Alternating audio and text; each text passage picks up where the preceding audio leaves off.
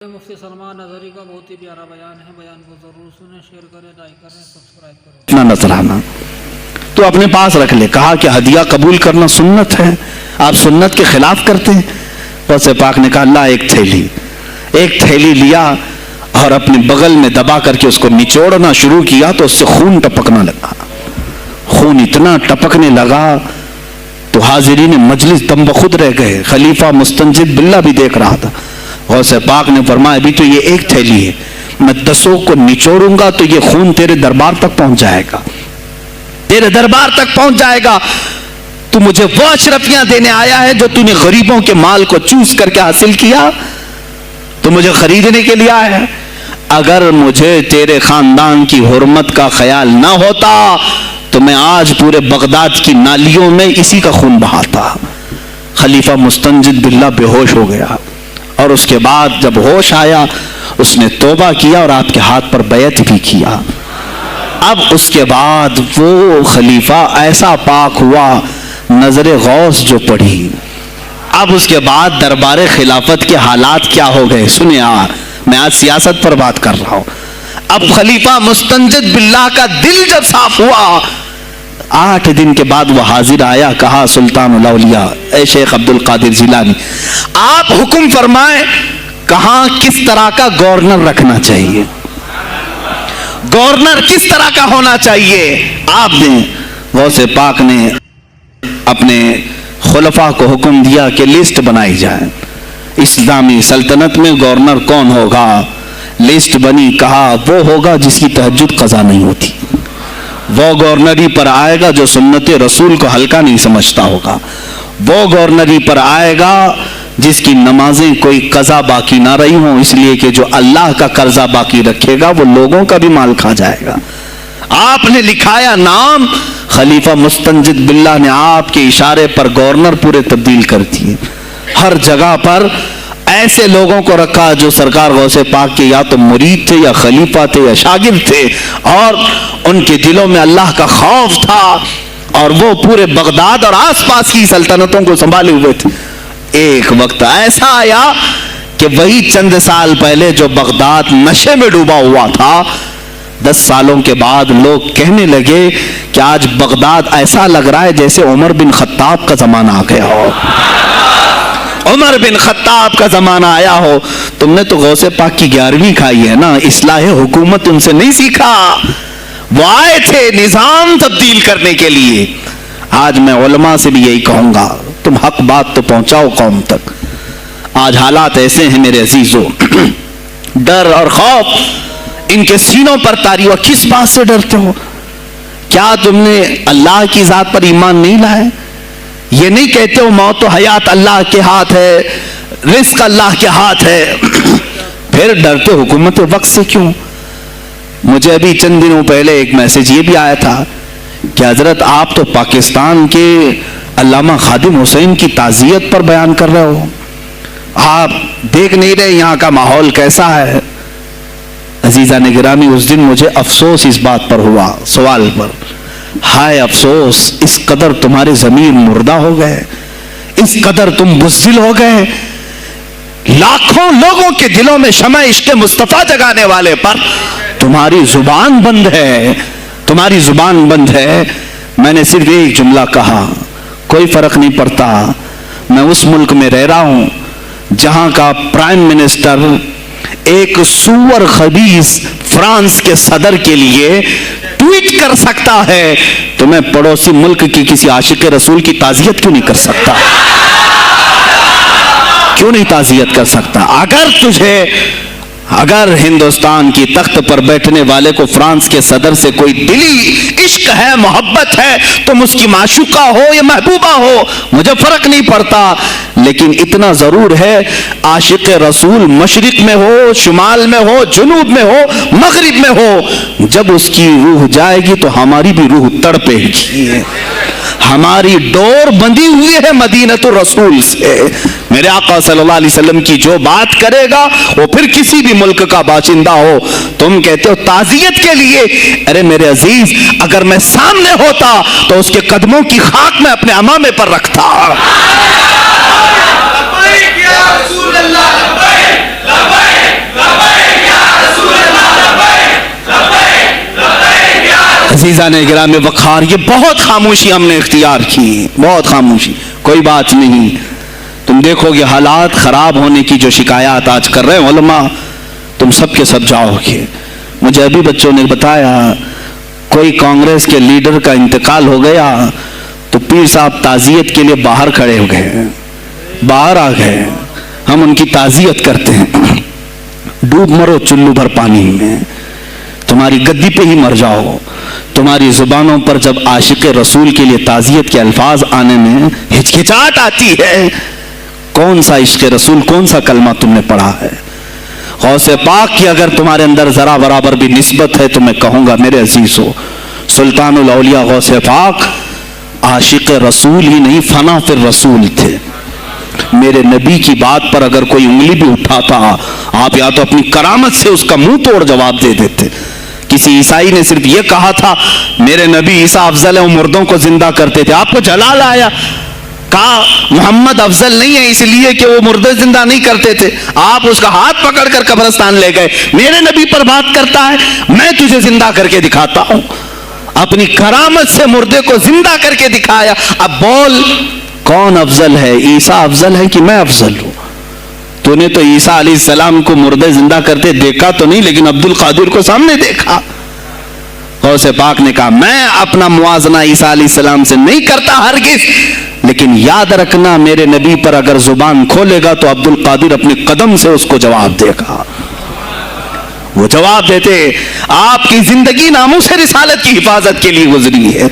سلطان الاولیاء غوث پاک رضی اللہ تعالیٰ عنہ کی بارگاہ میں جب ایک سوال آیا کہ لوگ کہتے ہیں نبی ہر جگہ کیسے حاضر ہو سکتے ہیں، آپ نے خود کر کے دکھا دیا.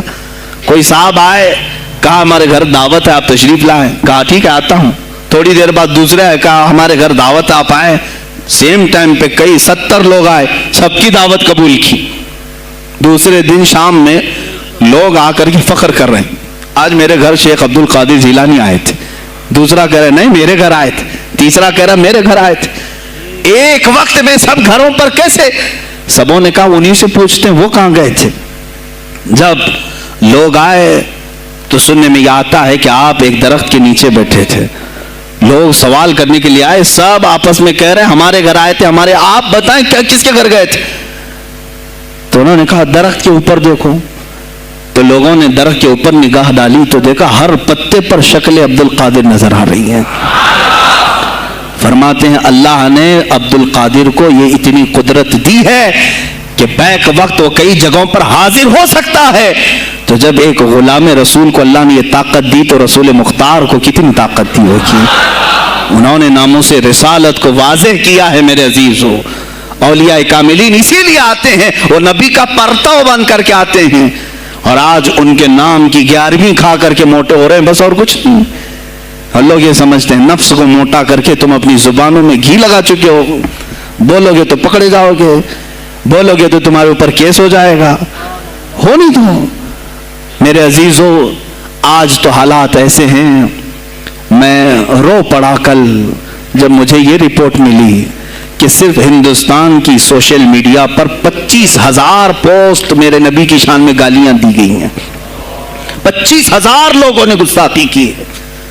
تم بھی تو رات بھر انٹرنیٹ چلاتے ہو، پورا کا پورا وقت اپنے موبائل میں صرف کرتے ہو.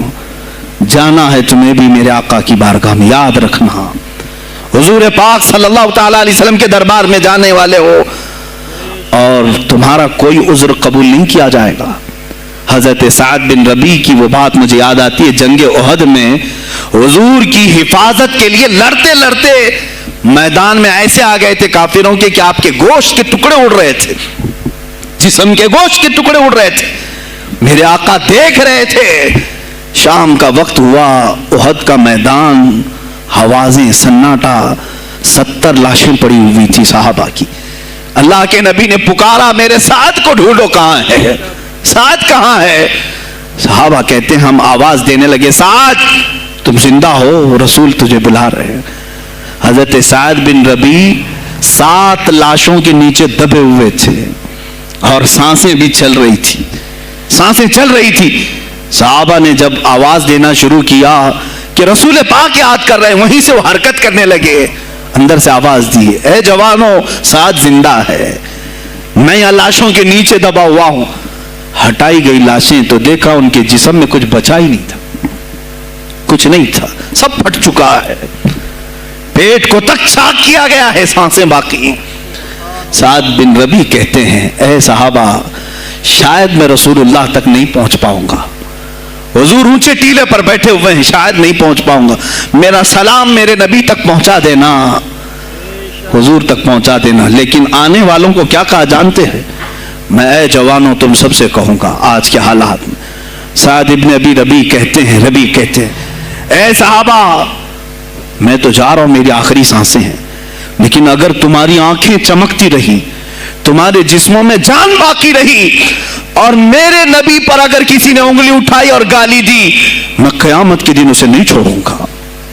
اور یاد رکھنا اللہ کی بارگاہ میں تمہارا کوئی عذر قبول نہیں کیا جائے گا اگر تمہارے جیتے جی تمہارے نبی کی ذات پر کسی نے کیچڑ اچھالا. حضرت سعد ربیع اتنا کہہ کر کے انتقال ہو گئے, وہ حضور تک پہنچائے بھی نہیں جا سکے. اے میرے عزیزو, اے جوانو, تم کیا سمجھتے ہو کہ تم دنیا سے اسی طرح نکل جاؤ گے؟ قرآن میں بھی اللہ نے کہا ام حسبتم ان تدخلوا الجنت, تم یہ سوچ کر کے بیٹھے ہو کہ ہم جنت میں چلے جائیں گے, پیر صاحب کا دامن پکڑ لیا ہے, مجھے تو جانا ہی ہے جنت میں, پیر بخشوا دیں گے ہمیں. تم برس میں ایک مرتبہ 11ویں کر کے اور فاتحہ نیاز کر کے سمجھتے ہو اسلام کا حق ادا کر دیا. یہاں تمہارے نبی کی عظمت پر روز بروز حملے ہو رہے ہیں. آج کفر کھل کر کے آیا ہے سامنے, نہیں دیکھتے آپ؟ کفر کھل کر کے سامنے آیا ہے تعصب کے ساتھ. ہر شہر میں جاتے ہوئے گنڈے للکار رہے ہیں اسلام کے خلاف ہمارے ملک میں. اگر میں کھل کر کے آیا تو میرا کیا جرم ہے اس میں, میرا کیا قصور ہے اس میں کہ آپ بھی میں نہ بولوں؟ ہاں آج تمہارے پاس طاقت ہے, پاور ہے, جو کچھ بھی حسر اور رسوخ ہے, اس سے زیادہ کیا کرو گے کہ تم مجھے جیل میں بند کر دو گے؟ میں کل کی تفسیر میں بھی یہی کہا, ایک مولانا صاحب نے کہا کیا آپ اتنا بول رہے ہیں, آپ پر ایسے ایکٹ لگائے جائیں گے کہ زندگی بھر آپ کی ضمانت ہی نہیں ہوگی, آپ پر ایسے قانون لگائے جائیں گے کہ آپ کی زندگی بھر ضمانت ہی نہیں ہوگی. میرا دل یہ کہتا ہے اے لوگوں اس طرح جی کر فائدہ بھی کیا, ایسی آزادی کس کام کی جس میں روز اٹھتے ساتھ میرے نبی کی شان میں گستاخیاں ہم سن رہے ہوں اور حضور کو کوسا جا رہا ہم کھاتے پیتے گھوم رہے ہوں. اس سے بہتر ہے کہ جیل کی کوٹری میں ہم زندگی گزار لیں, کل بارگاہ مصطفیٰ میں اٹھنے والا چہرہ تو رہے ہمارے پاس. اگر اللہ کے نبی صلی اللہ تعالیٰ علیہ وسلم نے سوال کر لیا پکڑ کر کے کہ تیرے زندگی میں تیری جوانی میں مجھ پر تو لوگ رنگیلا رسول کہہ رہے تھے, تو کیا کہہ رہا تھا, تو کیا کہہ رہا تھا اس زمانے, تم کیا کہو گے؟ اے اللہ کے نبی میں مزدور تھا, میں کچھ نہیں کر سکتا تھا, میں غریب تھا, کام کاج کرتا تھا, میں کچھ نہیں کر سکتا تھا. یاد رکھو اس وقت میرے آقا تمہارے سامنے بلال حبشی کو لا کر کھڑا کر دیں گے. یہ کیا تھا بلال, یہ تو غلام تھا, اس کی پیٹھ پر سل رکھ کر کے پیٹھ گلا دی جاتی, تب بھی اپنی زبان پر میرا نام لینا نہیں چھوڑتا تھا. تم کون سی مزدوری کی شکایت لے جاؤ گے, بہانہ کرو گے اللہ کی بارگاہ میں, رسول کی بارگاہ میں بہانہ کرو گے. اے گروہ علماء, تم کو اللہ نے ممبر دیے ہیں خطابت کے لیے, اللہ نے اپنے رسول کا ممبر تمہیں دیا ہے, اس لیے نہیں کہ تم حکومت کی خوشامدی کرو, تم اپنے وقت کے طاغوتی قوتوں کی خوشامدی کرو, اس لیے نہیں, بلکہ آج تم سے قوم مصافحہ کر کے ہاتھ چومتی ہے صرف اس لیے کہ تمہاری زبان پر نام مصطفیٰ ہے. آج علماء کی جو عزت ہے صرف اس لیے, تمہاری پگڑیاں تمہارے جبے دیکھ کر کے قوم عزت نہیں کرتی, صرف اس لیے ان کے دلوں میں تم مچلتے ہو کہ تم مصطفیٰ کریم کی باتیں کرتے ہو. علماء کو جاننا چاہیے کہ تمہاری عزت نبی سے وابستہ ہے. آبروئے ماذا نام مصطفیٰ است, ہماری آبرو, اقبال نے کہا تھا ہماری آبرو نام مصطفیٰ سے وابستہ ہے. اگر اسی نام کو کسی نے چھیڑا تو پھر ہمارا جی کر مطلب کیا ہے, ہم کس کام کے. میں ایک مثال سے سمجھاتا ہوں. مسجد ہے, دیوار کے پینٹ کو اگر کسی نے کھرچ لیا تو ہو سکتا ہے معاف کر دیں, ہم اس کو چھوڑ دیں. کسی نے لکیر نکال دی دیوار پر, ہم چھوڑ دیں اس کو. لیکن میاں وہ ہمارے سامنے آ کر پلر ہلانے لگ گیا اور مسجد کا یہ پلر توڑنے لگ گیا, خاموش بیٹھو گے؟ اور اگر تم خاموش بیٹھے تو اس کا انجام کیا ہوگا؟ اس نے پلر ہلایا تو صرف پلر نہیں ٹوٹے گا، یہ چھت پورا سب کے اوپر گرے گا. آج ظالم کو سامنے ہو اگر روح خیر البشر، سامنے ہو اگر روح خیر البشر، پھر عبادت کا کتنا مزہ آئے گا. سامنے ہو اگر روح خیر البشر، پھر عبادت کا کتنا مزہ آئے گا. دل کی ہے آرزو وہ جو ہو روبرو، پھر تلاوت کا کتنا مزہ آئے گا. سامنے ہو اگر روح خیر البشر. سر پہ صدیق ہاتھوں میں، سر پہ صدیق آنکھوں میں، عثمان ہو دھڑکنوں میں عمر جانے جاں ہو علی. یہ سبھی معتبر ہم سفر ہو اگر، پھر رفاقت کا کتنا مزہ آئے گا. سامنے ہو اگر روح خیر البشر، پھر عبادت کا کتنا مزہ آئے گا. سامنے ہو